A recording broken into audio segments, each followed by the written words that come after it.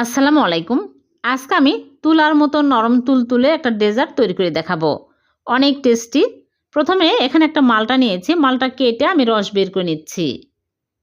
তারপরে আমি ছেঁকে এক সাইডে রেখে দিচ্ছি। আর এদিকে চুলে একটা প্যান বসিয়ে দিয়েছি। দিয়ে দিচ্ছি লিকুইড দুধ ২ কাপ, স্বাদমতো লবণ আর দিয়ে দিচ্ছি আগার আগার পাউডার ২ চামচ। আর দিয়ে দিচ্ছি চিনি 1/3 কাপ। দিয়ে আমি নেড়েচেড়ে ভালো করে মিক্স করে তারপরে চুলা অন করে দিব।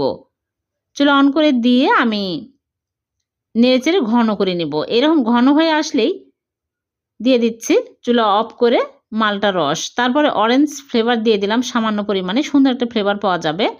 এখন আমি নেড়েচেড়ে চুলা থেকে নামিয়ে নিচ্ছি। মালটা রস দিয়ে কিন্তু জাল করার প্রয়োজন নাই।